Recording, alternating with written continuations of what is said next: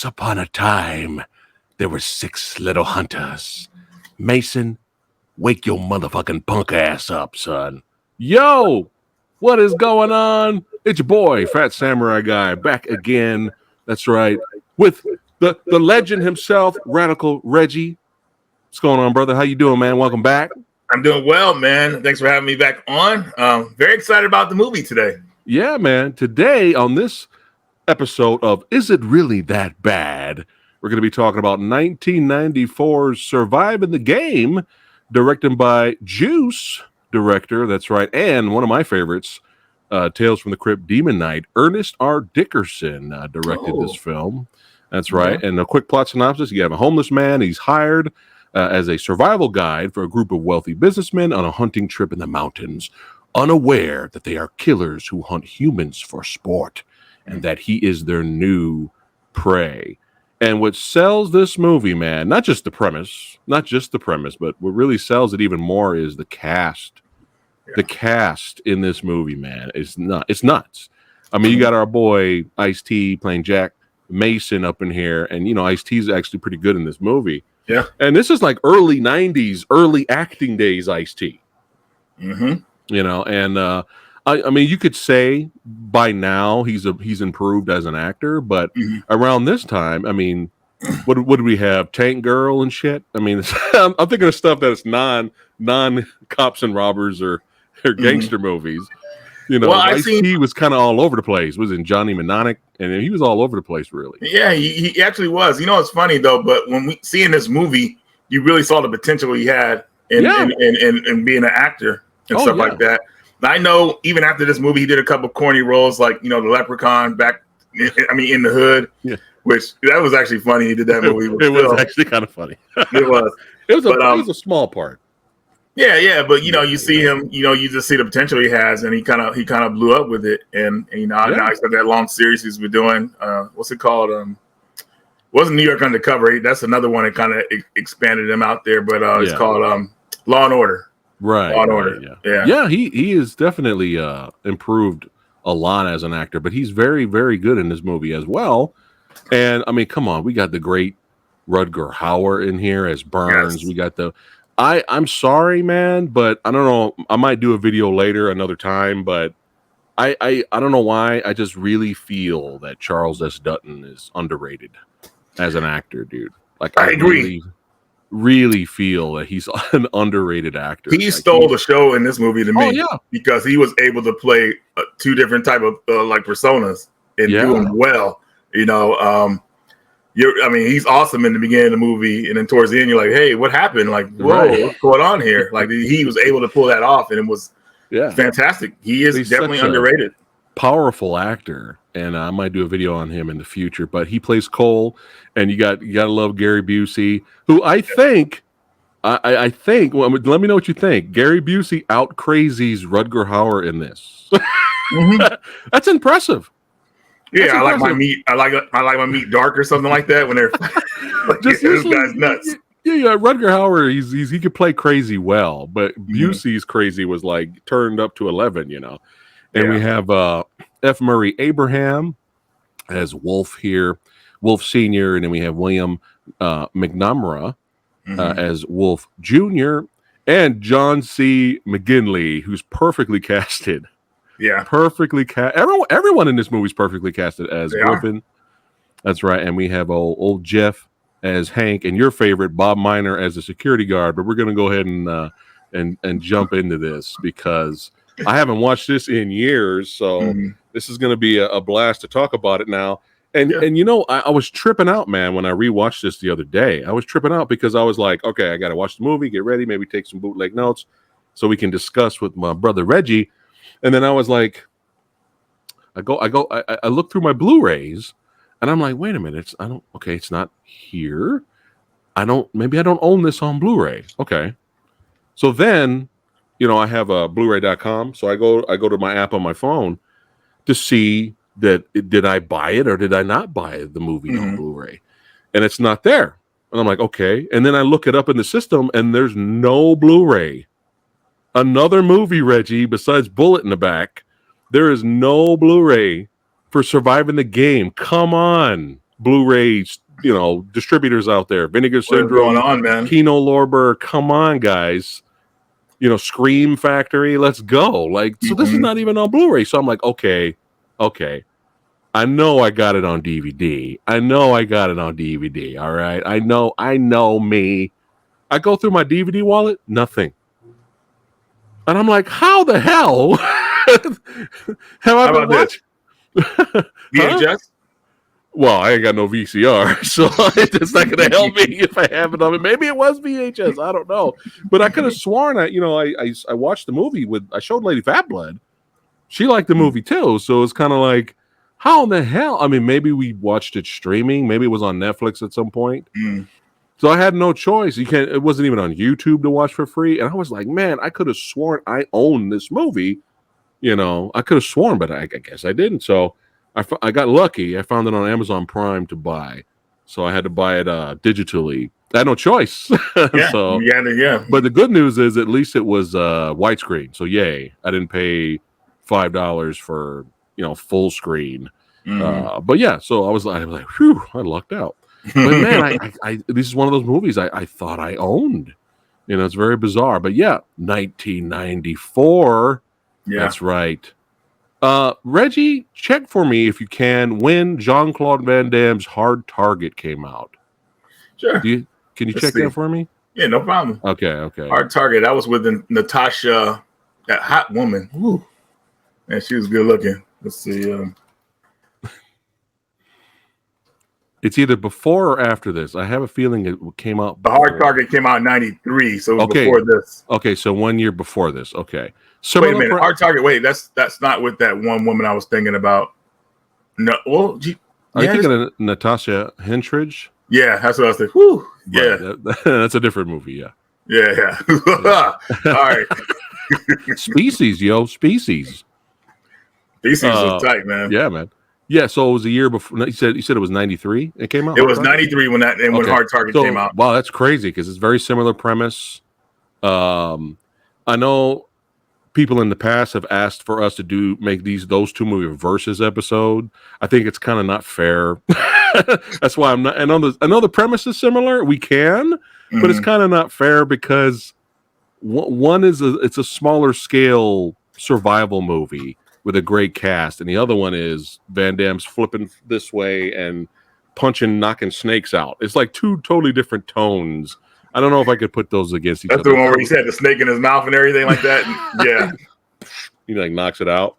I mean, I love Hard Target, but I mean that's kind of not fair. I think I feel we're here to kind of root for surviving the game. Actually, not kind of root. We're here to root for it because we both enjoy the movie. And it was fun revisiting after all these years. But yeah, let's get into it. So, it's not looking too good for our boy Mason here. He's struggling. He's walking around, looking for food. I mean, obviously he's homeless. He's looking for food and shelter. And with his brother Hank, his older man. Yeah. And you could tell he served too. He was military with the cap he was wearing. And it's hard times. And there's a scene where they're looking in trash cans for food, and he finds a gun. And why is this scene important? You want to talk about that scene with him and Hank? Yeah. So obviously they're looking in there for food and everything like that, but the security guard does not like people loitering or digging through the trash. He just doesn't want anybody doing anything without his approval or whatnot. So he gets the upper hand on them and grabs the gun, puts it in their face, and they say, "Hey man, we're sorry, we'll leave. They're so appalled. They say we're out of here. We won't do it again or whatever like that." He said, "Nah, I'm gonna kill somebody."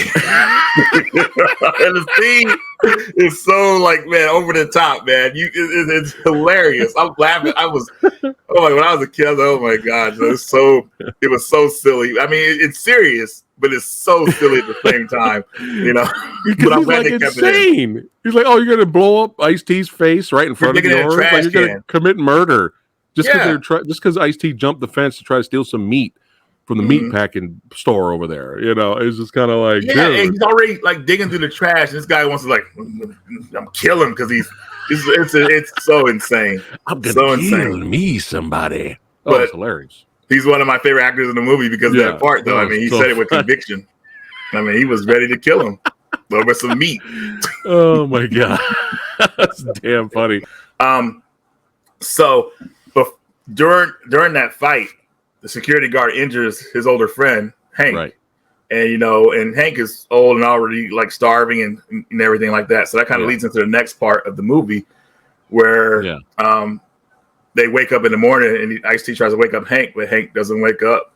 And and it's kind of sad. And that's where we go into that first picture you had of where Ice-T was. He lost one of his best friends, and he just doesn't want to like live anymore. And look at his face right there. It's just he's just gone. And first, in the beginning of the movie, he lost his pet first. Yeah, the dog right in the beginning of the movie. Yeah. And then the guy tried to beat him up for it. Like, it's like I was like, man. Yeah, it was sad, man. He lost his best friend, and who tried to give him advice, earlier. You know what I mean? Like, hey, only he's like, don't worry about what happened 2 years ago. Like, only you can, make life better for yourself. And then Mason's like, yeah, they're just gonna kick me down, man. And he's like, hey, don't let them. If they're gonna try to kick you down, just get back up. Don't let them. He's trying to give him advice and stuff. But yeah, it was sad when he did die. But rewinding a little bit, we forgot the scene where when they were digging through the trash cans and they find the gun, and his buddy sets up for what happens at the end of the movie, because he's playing around with the gun. Mason is, and then Hank goes, "No, what are you doing? What are you doing?" Yeah, go ahead. The barrel. Yeah, go ahead and explain that. What Hank was saying. Always check the barrel because you always misfire or whatnot like that. I think that's what it was for, but it kind of leads into the end of the movie as well, which we'll kind of get into.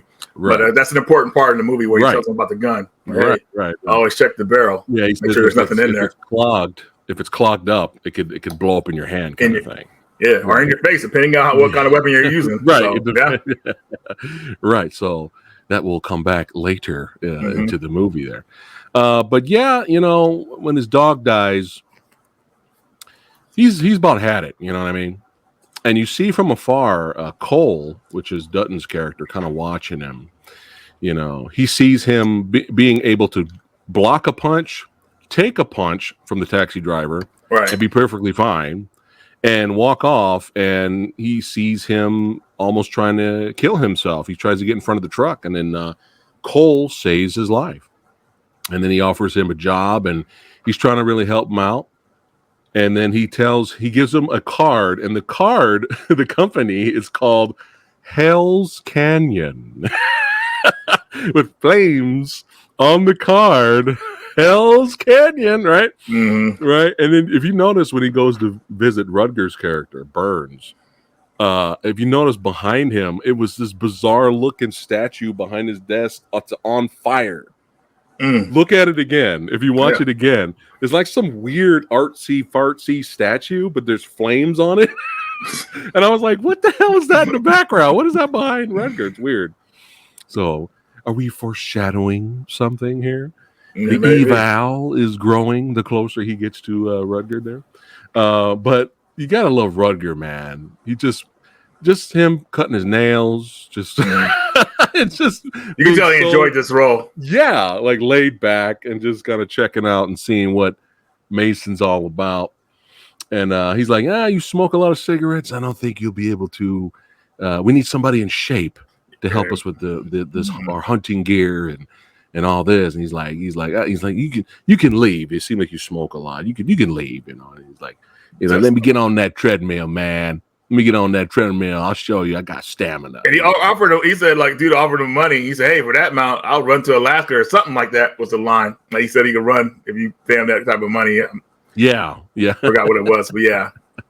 So basically, he passed the test. He passed the test, and they took interest in him. And, I'm thinking, they already flew him out there, and got him to meet everybody. Look at Rutger Hauer there, man. But before they go out and about on their journey there to go do some hunting, that $20 that he won for passing the treadmill test. He goes to a hotel. He goes to the hotel, and as soon as he walks in, he gives the guy the money. And the guy goes, "Boy, who you done robbed?" He's like, "Look, man, just give me a bag, god damn it." You know. He goes up there, cuts his hair, drinks a little wine, takes a bath. I mean, who knows how long that's been, you know? Right. And when he goes up there, he's like, "Hey, before you leave, make sure you wash your ass." The guy downstairs tells him. I was like, this guy. Oh my god. This guy's crazy, man. Yeah. Boy, who you done robbed? But he's, finally relaxing and reminiscing. And Rutger goes and visits him before they go on their trip. And he sees Mason without a shirt on. And you see the scars, the burns, the scars on him. Apparently he survived a fire, which the movie we'll get into that a little bit later when he talks about his backstory and stuff like that. But we're going on our trip. Let's go. And they go out there, and then the crew arrives. Our boys here. We got Busey, Abraham, everybody shows up, and they're all ready. You can tell they're already up to no good. Mm-hmm. You know what I mean? Like, he's like, how is this guy? Is he going to be better than the last one? Like the dialogue they have, they want to challenge. They were But despite the comedic moments and the thrills and the spills and the action thriller that this movie is, believe it or not, my favorite part of this movie, besides I'm gonna kill me somebody, as Reggie talking about. For me, my favorite part of the movie is not an action sequence. It's this sequence. The entire dinner sequence of them sitting around, eating the pig and drinking and, having supper. Mm-hmm. And they have their dialogue between each person. You get to know each person a little bit more.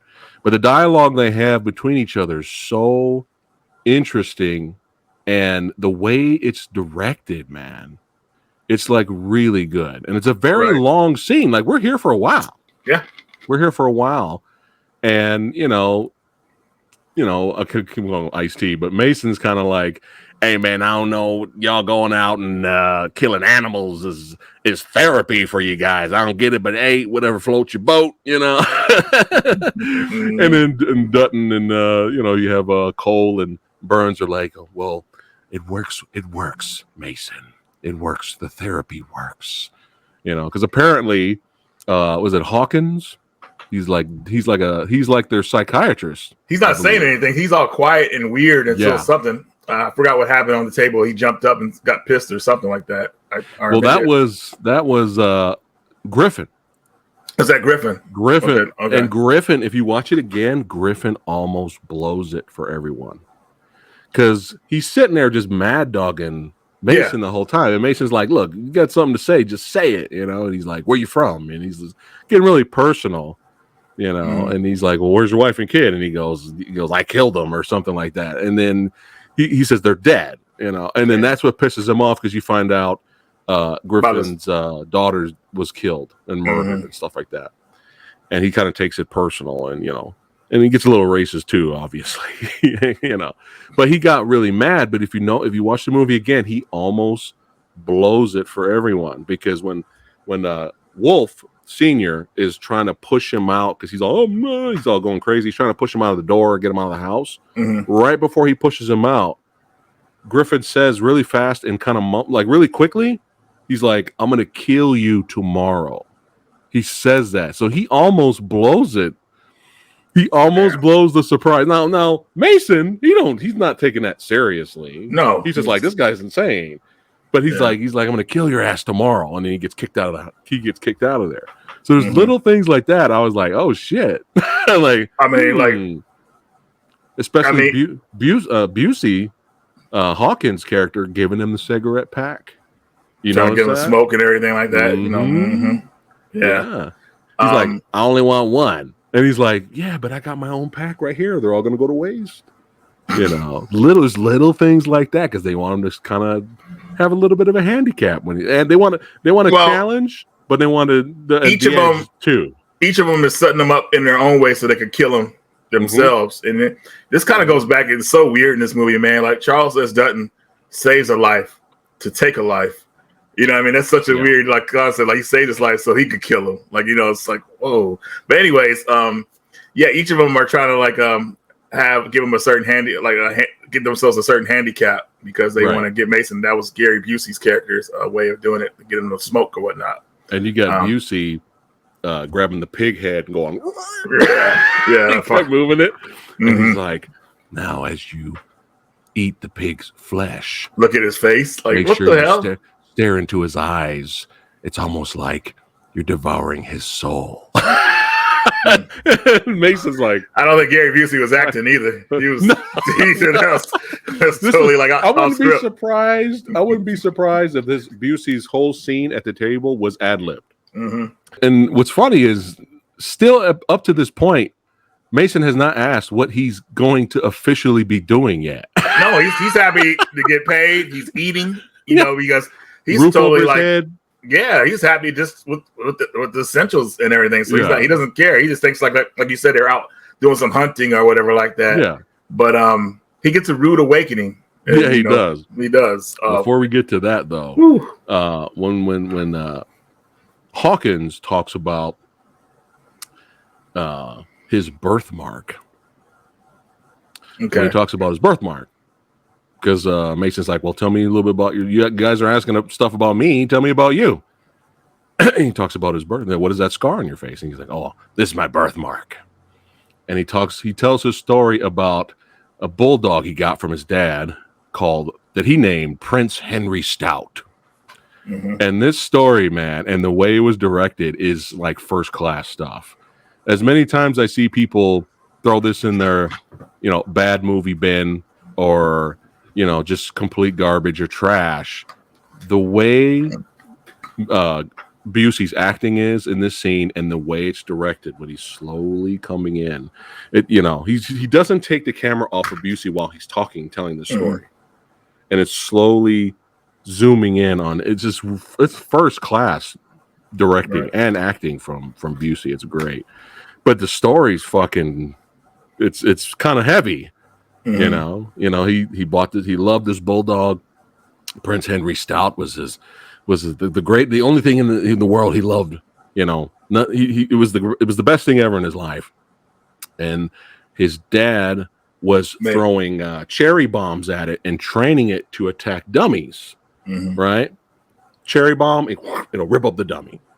And then one day, his dad takes him out and he goes, son, today you're going to do something, you're going to learn how to keep your emotions in check, and you're going to do something that most men would not choose to do. You're going to become a man or whatever.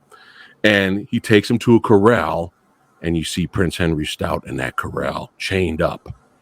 And he goes, I want you to go down there, and I want you to throw cherry bombs at the dog. He goes down there, he throws cherry bombs at the dog goes crazy like it's trained to do.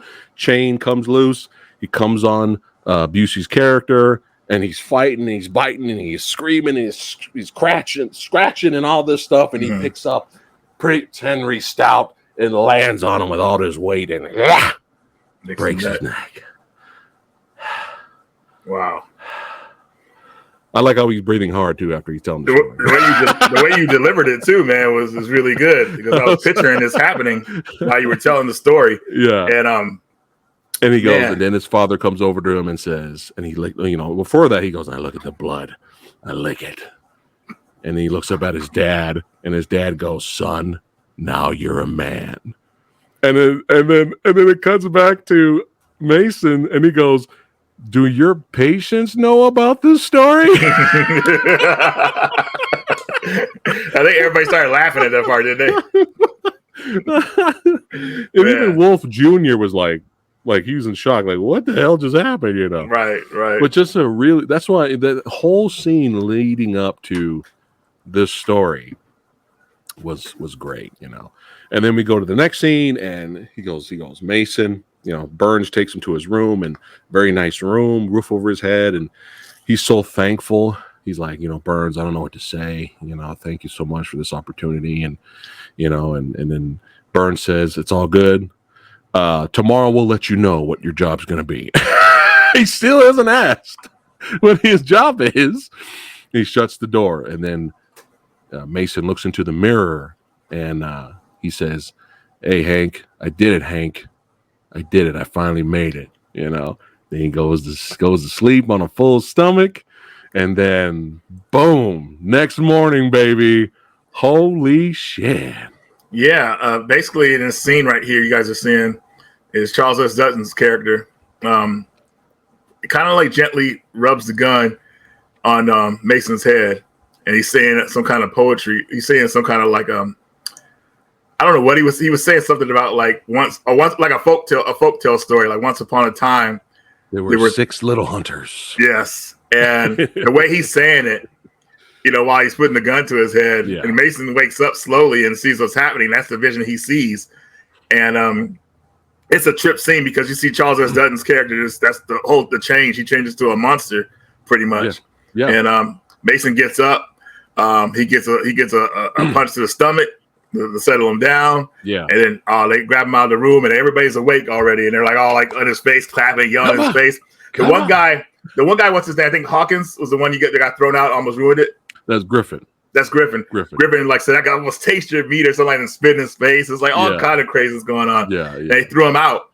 And he's like, hey, what's going on, guys? Why are you doing this to me?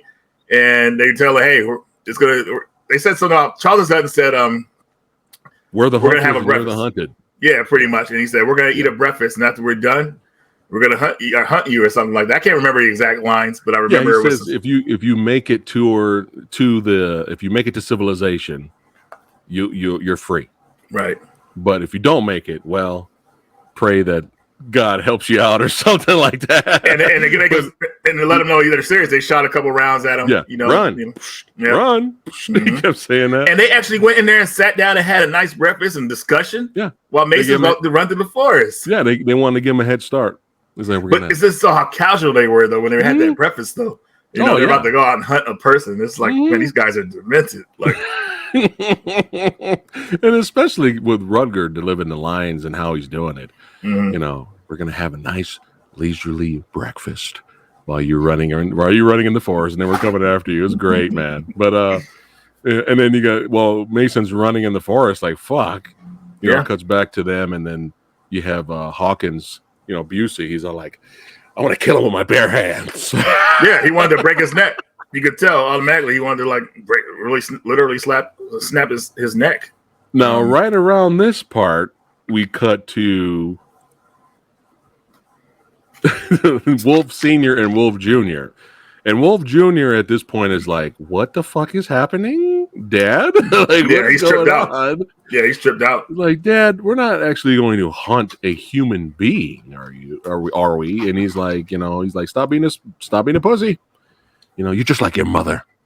Mm-hmm. But if I was Wolf Jr., I would have been like, I'm out. I'm going, But he's all like, threw him up against the house. He's like, I paid $50,000 for you to become a man today. Stop being a little bitch. Wow. Yeah. And so our chase begins. And what was interesting is there's a little bit of competition between each guy too. Like they all want to go for the hunt, but they all want to win and get the kill, which I thought was a little interesting, especially with Griffin. Griffin was always like, don't be taking my shot, man. You're taking my shot. Or what? What are you going to do about it? And it made me laugh because at some point, Griffin was just out of control, like really out of control, And you have Charles S. Dutton's character's Cole he's like, I got a feeling I'm going to have to put a bullet in his ass at some point. That's what he says about Griffin, man, which is pretty funny. But here's the twist. And even they were like, wow. This has never happened before. All the people we've killed, this has never happened before. He actually circles and goes back to the cabin. Mm-hmm. Mason does. He goes in there, and they had a room that had a padlock on it. He never went in that room. Now, I love this scene. Some people say this is too much. This is where the movie kind of goes overboard. I'm like, no. Like they're killing humans for sport. This is not overboard. They're picking them out. I'm glad it went this route. Mm-hmm. You know, this is almost horror territory now. So I'm perfectly fine with this. Oh, you could definitely call this a horror movie because, I mean, it's showing you the results of their kills. And they treasure that. I mean, they have them all in jars with their names on them. And it's such a, oh my God, that room is so creepy, dude. It's like, yeah, but he finally breaks in the door with the padlock on it. And he finds all this, dude. And I was like, he's just like, holy fuck, dude. And the best part is the one he sees an empty one with his name on it. Yeah. Mason. Oh my God. That was great. But yeah, I love this part of the movie, man. Yeah. Like, this is great. This is the stuff that sticks with you and you remember, you know. And even they're impressed. They came back and they're all like, Mason. Mr. Mason. Oh my God. Oh, it was great. But he after that, Mason's like, I gotta burn this whole cabin, man. I gotta take this cabin down with me. While he's setting the cabin on fire, they're kind of looking around for him, obviously. And then one of the best shots of the movie, Hawkins comes running out. Look at that shot. I think I just found my Facebook cover. I'm gonna my Facebook cover now. I'm gonna make that happen. Gary Busey, man. Gary Busey. This is a great shot of Busey running out there. And he tackled them, and it was a nice little fight. And it sucked. It sucked too, because it makes you wonder if he would have just used the knife, that would have been it. But he's all like, I'm gonna do this with my bare hands. He throws the knife away and he starts pounding them. But you know, I think he picked him up, shoved him against the door, which was hot because of the fire. So it was like burning his back. You know, and he's like, I like my meat rare or something like that. And then Mason grabs him, throws him in the window where all the fire is, and then runs away and the cabin blows up. And before he runs away, he says, what does he say? I forgot what he said. He says something like, well, now you're well done, motherfucker, or something like that. And he runs some cool line. Like I botched it. I'm sorry, I botched it. Yeah, but it's some cool line he said, just like for that moment and everything like that. It was pretty cool for the movie. Yeah. And that was the first one that now Hawkins, isn't that what was his name again? Gary Busey's character. He's the first one to check out. Now, were you a little let down with that? No, man, because he honestly is the craziest one. Like, he's the type of person that will probably eat somebody while they're alive or something like that. So right. The other guy, I mean, he's probably the one you don't want to get captured by because he enjoys to kill too much. Like, so I was happy he was gone. Okay. A small part of me wanted him to be in the movie just a little bit longer, but it's fine. At least he had a good death. Yeah, he did. Yeah. So the chase continues, man, and he gets the drop on our boy Griffin here. This was a great scene. Yeah, it was, man. With Griffin, the cigarettes. You want to talk about that with the cigarettes? Yeah, so if you guys remember, Hawkins gave him the cigarettes and kind of slow him down, tire him out. But Mason started to realize that. So he lit all the cigarettes and he planted them in a tree. And it was hilarious because a tree smoking cigarettes, you know what I mean? Like, so that whole concept is hilarious. And then the hunters saw that and they started laughing because, he's pretty much, figuring them out pretty much kind of in a way. Not so too much, but, just like, he did that. That was funny to them. But he gets a drop. Nicole saying, I know how to pick them, don't I? Yeah, he does, doesn't he? Yeah. But Griffin strayed away from the group. Yeah, he did because he was really anxious to try to kill him. Because he thought of Mason as just garbage, super like he just wanted to kill him because he just whatever reason he had a lot of demons. Of course, with dealing with his daughter, he just wanted to kill somebody. Right. But he gets caught by Ice-T. I forgot how he did it. I think he jumped out of a tree and knocked him out or something. Right like above him, he looks up and you see it was a great shot of Mason coming down and just landing on him. It was really good. And pretty much he takes him. And pretty much he takes him hostage. And he starts talking. He slaps him around a little bit because you nasty, trying to kill people and stuff like that. He's got him on his shoulders, and then you have Burns trying to talk to him with the headset. So he still has the headset, while he's carrying him. And so he goes up to the tree. He's like, "Shut the fuck up!" Yeah, like, see what's hilarious, right? That's it. I forgot about that. So shut up. So now, go ahead and talk about what happens next in the cave. In the between cave, both characters. he's like, man, why the hell you guys? Pretty much Mason was like, why are you guys doing this stuff? And then they kind of like went over a backstory with each other, and they started to open up and everything like that. And then I keep forgetting names again, but it's Griffin. That's Hawk is Griffin. Griffin opens up about his situation or whatever like that, and Ice-T opens up about what happened to him. I think at that point about his wife. Mm-hmm. With the baby too. With the baby, yeah, and that's why he was homeless and everything like that. So they open up to each other. And then Ice-T actually lets a dude go. He lets him go. Mm-hmm. And he goes back to the group. And he tells the guys, we got to let this guy go, man. You can't kill him. And they're like, hey, man, it's not a part of the plan. And then we have to kill him. He said, no, not this time. And they're all looking at each other. And I don't remember. I vaguely remember it, but I think they turn on him and they kill him. Yeah. But they might get it. Because you have that moment where he realized, like, okay, you're kind of like me, where you lost your daughter, due to a horrible circumstance, and it was a fire, in the building and all that. That's why he got the scars and all that. But he does let him go, like you said. But when he comes out, he's kind of like, hey, you know what? I don't have any beef with this guy, man. He let me go. He could have killed me. I'm out. I'm going to leave. I'm going to go home and enjoy my life, What was funny in that scene, though, even though it was like a serious, dramatic scene inside the cave, what was kind of funny was that one part, he's like, just shoot me, man. Can't you tell I don't want to fucking die? I mean, I don't want to fucking live, man. He's like saying that. He's like, just kill me. I don't want to live, right? And then he starts having an asthma attack. and then Mason brings over his inhaler, and he's all... It's like, hey, no, you didn't want to live, man. I know, right? Oh, but he goes out there, and oh my God, this Rutger and the crew are great. He's trying to leave. He's like, I don't give a shit. I'm out. Look at that scene. I know. It's like, dude, you know something's going down. Oh, yeah, and you see Cole there smiling on the left hand side there. But as Griffin's walking away, he's like, you can't leave. Burns tells him, and he goes, well, what are you gonna do? Shoot me in the back? And then Burns goes, yeah.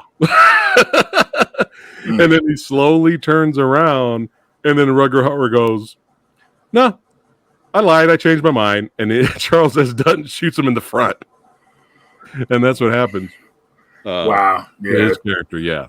No, it's that scene is crazy because it shows you how tight Griffin and Cole are with each other. Yeah. I'm not going to shoot you. Then all of a sudden, like, Cole pulls out the gun and without hesitation kills you. It's like, geez, these guys are insane. Now, I was already a little annoyed with Wolf Jr.'s character, just a little bit. Dad! Oh! Dad! Perfect! Dad! I was like, oh my God. I wanted Burns to kill him right there. Just kill this little shit. Mm-hmm. Dad! Oh my God. Oh. I actually laughed at his scene, His we'll get to that later. Yeah, that scene, I was dying laughing. I was laughing too. I can't wait to hear the reasons why you're laughing. I wanted the same reasons. But right after that, not too long after that, Mason gets on the headset and he's talking to Burns. Mm-hmm. He's like, hey, Burns, why don't you guys leave me alone? It's funny because he's talking to Burns like he's really pissed off for obvious reasons, right? Mm-hmm. And Rutger Hauer is hilarious. He's like, what did I do? It's his response to him over the headset. What did I do? It was really funny, man. But he's something else in that movie. Yeah, he was having fun. But he tries to shoot at them, and he's like all off. And Burns makes fun of him. He's like, man, that wasn't even close. Because he has a shotgun. Mm-hmm. And he runs away. And then he comes across a cavern where, there's no place to go. So he shoots this tree down to make a bridge. Mm-hmm. But that's not what he's doing. He's setting up the crew so they can cross over and then he can fuck them up, right? Yep. So he's smart. And that's when he starts throwing rocks at him. Yeah. I think that's a part. I mean, I don't know if we're skipping ahead. Because we're not. Wait. Yes. Before that happened, there was a big scene I forgot to talk about. Yeah, and we know the big explosion scene. Right. He sabotages, excuse me, Cole's quad. Mm-hmm. And when Cole gets in it, man, that thing explodes, bro. And the next scene, when it explodes, Cole has no legs pretty much. There you go. And he's rocking back and forth because he's in shock. Yeah. It's crazy. It's crazy. But when you see the scene, you're like, man, he's done, dude. Yeah, like, he's fine. It's like, yeah. And this is the only part in the movie where you see Griffin show a little like compassion. Yeah. To his friend, says, "I got to put you down," or whatever like that. I gotta put you to bed. Yeah, pretty much. His little fingers. His neck. But what's weird though is before you notice when Mason takes the other quad and tries to drive away. Mm-hmm. If you watch that scene again before the Cole's quad blows up behind Burns has his rifle on. He has Mason right in his sights. He doesn't shoot. He could shoot him right in the back as he's riding away. But he says, you hear him say something like, let's prolong the game, or let's prolong the chase. Let's keep the chase going. And then that's when he changes his mind and shoots the tire. So he's like enjoying himself so much. Yeah, that he actually could have killed him right there, but he just, he shot the tire instead. But I never noticed that before. But you hear him say that, like, let's keep the game going or something like that. And then he shoots the tire. That worked against him, though, obviously. Yeah. I don't know what to say about him, man. He just was insane, dude. Yeah. But back to this, that was a pretty good impression, by the way, you were doing. Because I remember it so much, man, because we were kids when I saw that. And I remember me and my friends, so we were like, oh, man. We weren't laughing because we felt bad for him, because at that time when this movie came out, Charles S. Dutton had this show on TV called Rock. I used to watch it. Yeah, Rock. Remember Rock Live and everything, all that stuff. All that stuff. So we really liked his character, even though he was playing a bad guy. So we felt bad when he was in pain because Rock was a really good show, and his compassion for acting in that show was like, man, it's also, you really feel bad for him in the scene, even though you're not supposed to. Right. You know what I mean? So right. That's what I'm talking about. Charles S. Dutton is so underrated, man. Like, such a great actor. For sure. But when I watched the scene again, and he's like you said, he was in shock, and he's like laughing. He's doing this whole thing, right? Yeah. Do you notice what he tells him before, Burns puts him to bed? You know what he kind of says? What did he say? He says, "Yeah, man, this is awesome, man. We know what we need to get more pigs out here. Next time I'll bring more pigs, and then maybe we're gonna bring the girls too, man. Let's bring the girls next time." And I'm like, what? I'm like, wait a minute. Bringing their wives? Something he says girls. He says bring the girls. I don't know what it was all. It might have been like bring their wives. Maybe. Mm-hmm. And I'm kind of like, are the wives in on it? Is this another subplot that we never will find out? I want to ask you something. Strange. Even if it was hookers, the hookers would have to be down for what's going on. Right. Or they wouldn't care because they're getting paid. So, right. But to be honest with you, this movie, man, do you think there's got to be some kind of true story about this that happened out there before, where people were actually hunting like homeless people are like that, man? Because this just seems like somebody would actually do something. It was in Hard Target too. Remember, that was the plot. That's very similar. That's right. They went after the homeless. Damn, I gotta watch that again. Rich people. Yeah, rich people. I wouldn't. Let's just say I wouldn't doubt it if it actually exists. Yeah, exactly. So, oh man, based on a true story, folks. Yeah, surviving the game. Based on a true story. Oh my god, man! I'm just laughing if that was like on the poster or in the trailer or something like that. You should put that on the thumbnail, based on a true story. Put it on the thumbnail. Oh man! Oh my goodness! But yeah, now we get to the scene where Mr. Mason. Yeah, man, Mason, son. You see, he fucks up the tree to kind of set them up so they can make a bridge, and they'll crawl over the bridge. I mean, the tree, and then he can throw rocks at him and stuff like that. And when he starts throwing the rocks at him, of course, Junior, Dad, Dad, Dad! Oh my god, that scene. Even though he's the most innocent in the movie, obviously, he's just kind of going along because his dad's forcing him, but he's not doing anything. But I think the scene that made me laugh the most, and when it shows him falling off finally, the way it looked is so funny, man. I was like, it was so silly. They should have cut it out because I was dying laughing, man. Like everybody I know has seen the movie, we're laughing at that scene, because it's just. I'm laughing. No, so there's a couple. I mean, one of the reasons I laughed too because he could barely pull himself up when he could have. So anybody else would have been able to pull themselves up, at least in my opinion. I mean, he wasn't that bad in a bad situation. There's a couple of simple rocks made him trip over. I mean, like, come on, man. I'd have taken the hit from the rock. I mean, I'm not going to fall down. His dad was right. He was a pussy. Jesus. Yeah. But what makes me laugh is what you just said, with the bad green screen or whatever. The special effects of him falling was bad. But what else was bad was the editing in that scene was so fast that it just made things funny. Just look funny. It did. Like, there's no way you got rocks hit him. He falls. And then it cuts to the dad. The dad yelling.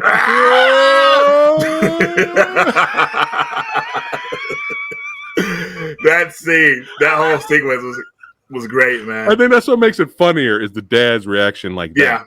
Yeah. No. And then it cuts to Rutger Hauer.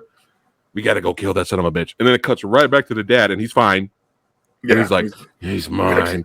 He's mine. He's mine. It was just so that it kind of made things funny. Yeah. Oh my god. Whew. Dad!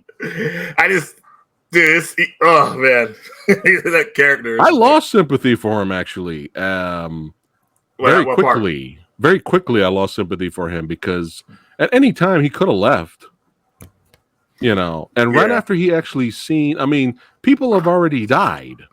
And that's when I lost sympathy for him because the dad's trying to twist it, be like, look, man, he almost killed me. He almost killed your father. He killed Hawkins. We got to get this guy. He's trying to twist it that way, but the son still could have been like, I don't give a shit.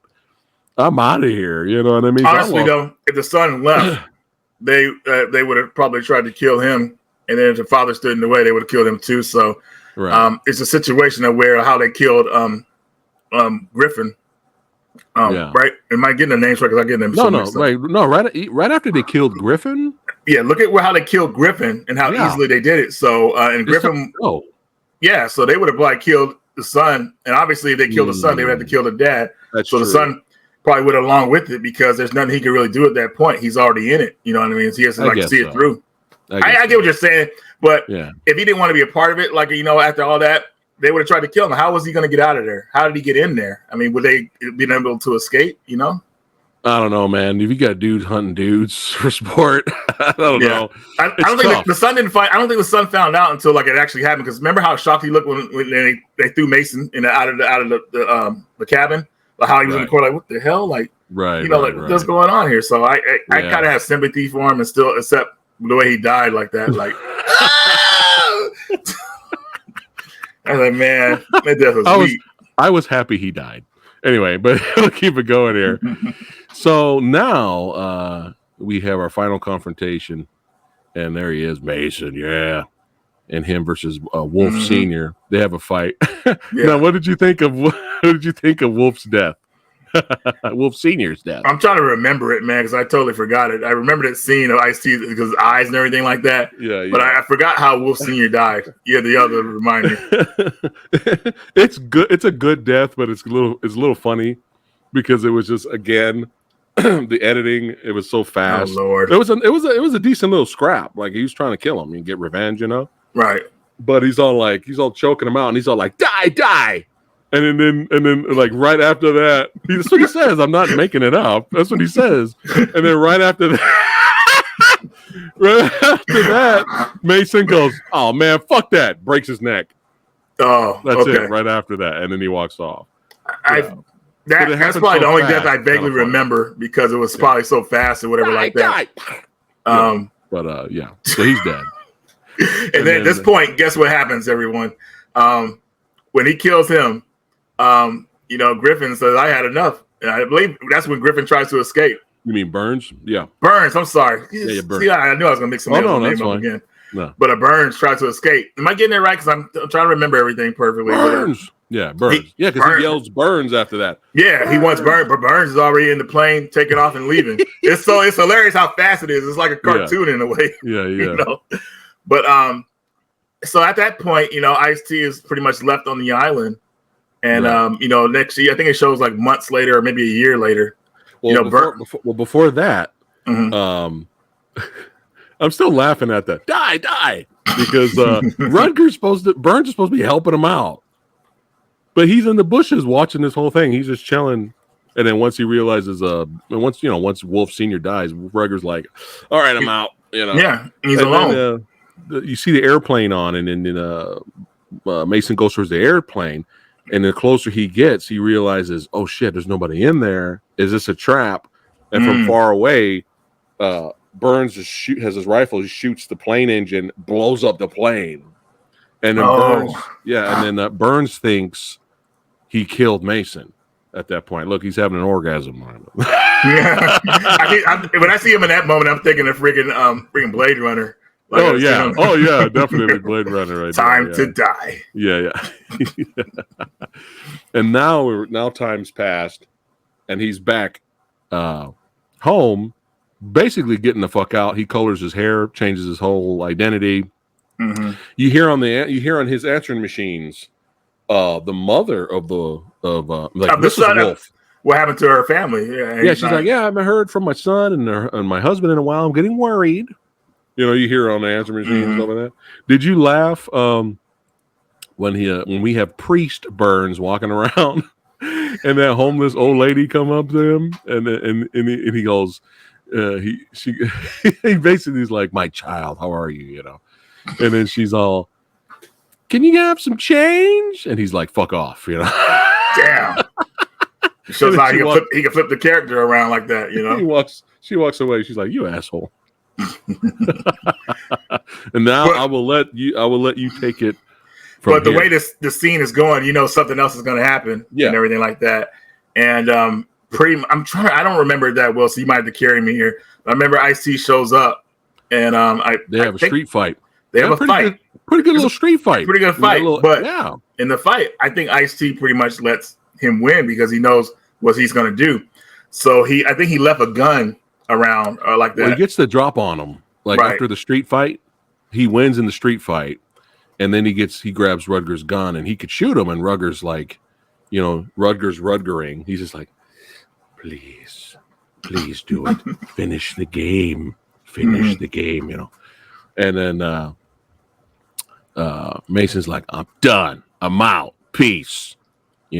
My girl waiting at home. You know what I'm saying? Look how crazy Mason looks right there, though. Oh, I know. I know.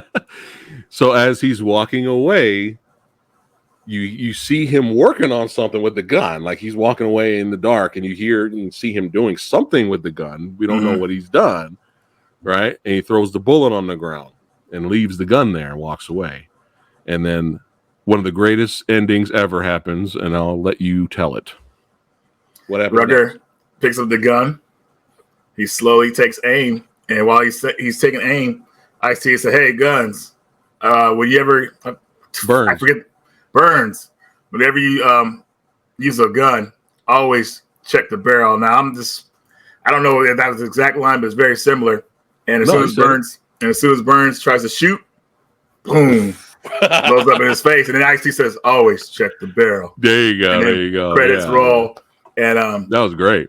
It's a surviving game. So everybody who watched that movie probably went home very happy with that ending because it was so satisfying. Yeah. Because again, Burns got himself killed. Again, he could have walked away. And if you think about it, the entire movie, Mason, the character of Mason, doesn't shoot anyone. That's right. If you think about that, isn't that crazy? Yeah. People forget about that with First Blood. They forget Rambo. It's a great movie. It's a 5-star movie, but people forget Rambo technically only killed one person. Who was it in the first one? First Blood. No, that guy killed himself though because he was shooting at Rambo, And Rambo, Rambo threw the rock at the helicopter, and that made the helicopter do that, and the guy fell out and died. That was probably the most satisfying death in the movie. Only death. I know, right? It was satisfying. That guy's an asshole. But this movie, if you think about it, he never really shot anyone, which is interesting for an action hero, you know. But he broke Wolf Senior's neck. He ain't got no problem killing people to survive. But if you think about it, he never actually pulled the trigger and hit someone, which is interesting. I never noticed it until I watched it again. But he's walking away. And it's funny because Rutger Hauer aims, he's like, "Oh, lucky me!" Yeah, he's so obsessed with the game, dude. It's like, man, wow. You see the zoom in on the barrel that there's something there clogging it. Boom, just dust. Yeah. Always check the barrel. The only thing that would have made it better if Body Count started playing in the credits, man. Body count. Then I would have been like, okay, this is the greatest movie of all time. Greatest movie ever made, man. That's all right. They saved the Body Count song for the end credits for Universal Soldier, so it's all right. but yeah, man, what a fun movie and a fun revisit. I'm glad we decided to revisit this on the channel for sure. Is it really as bad as the Rotten Tomatoes critics say? Reggie, is Surviving the Game as bad or as low as 24% out of 100? No, not even close. This movie should be in the higher percentile.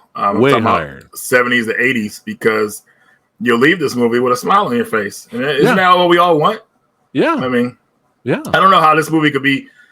I don't understand how anybody could rate it that low. That's insane to me. It's just like 24%. That's like dog shit, dude. Yeah. That's like towards dog shit. Night of the Leapers. Night of the Leapers. So I did a poll to see what the public thought. Hey, look at that. Yeah. They agreed that no was way too low. Good. Way too low. That really makes me want to kill somebody with that low rating. I'm ready to kill me somebody. Yeah, that's just like, come on, man. That's like, that's so insultingly low that I'm not even going to bother reading the reviews of why they rated the movie that low, man. It doesn't make any sense. Like, come on. Because it's got the thrills, the spills. It has a fantastic group of villains. I mean, just this cast is amazing. The acting was great from the legends. And I mean, I don't know what else. Again, what else do you want?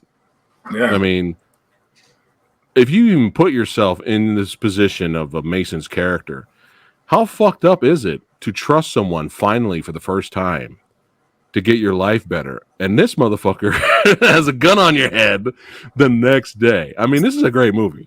Save a life to take a life. That's insane concept. Yeah. Thriller, and then, like Reggie said, you're throwing a little bit of the horror element right there.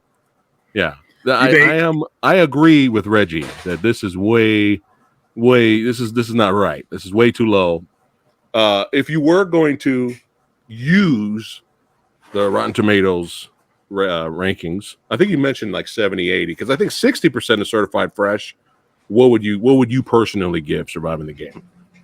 Surviving the Game, probably 75%, 80. Yeah. No doubt about it. I give it 70. Because it's the type of movie that I could loop and play all day and not get tired of it. Like kind of same thing with how I feel about Gladiator. I enjoyed the movie a lot. I like the characters. Except, Junior, of course. He's like, Dad! Like, shut up. But it's enjoyable, and it's nice to see Ice-T. You got good actors, Rutger Hauer, Charles S. Dutton. I mean, seriously. Yes. You couldn't ask for a better cast. Yes. So is Surviving the Game really that bad? Fuck no. Fuck no, not even close. And if you have not seen it, we highly recommend you guys go out and watch it. And please spread the word. Please spread the word out there, guys. This needs an official Blu-ray release. If it has one in another region, let us know in the comments, because maybe. I haven't checked. Limited release, maybe. I don't know. I don't know, maybe, but yeah, it's kind of fucked up. It's like, come on, man. Yeah, there's a lot of hidden gems out there that for some reason. There you go, Bullet, Bullet, the movie that I can't even find on DVD at this point. I want to review the movie with you, Reggie. You're gonna have to help me out. We'll figure it out. We'll get it done. Because I have a feeling Bullet might be a future discussion video for sure. Oh, yep. But yeah. So thanks again for watching, you guys. Don't forget to like, share, subscribe to Samurai Guy's channel, and also subscribe to Radical Reggie. Get your video gaming on. Survive the game in the video game world. That's it. I want a video game now of surviving the game. Play Mason. there is one like it. It's called Manhunt. Oh yeah, okay, right. okay. Yeah. So we got kind of something similar. Yeah, it's kind of similar. All right, guys, keep watching movies, and we'll see you on the next one. Take care.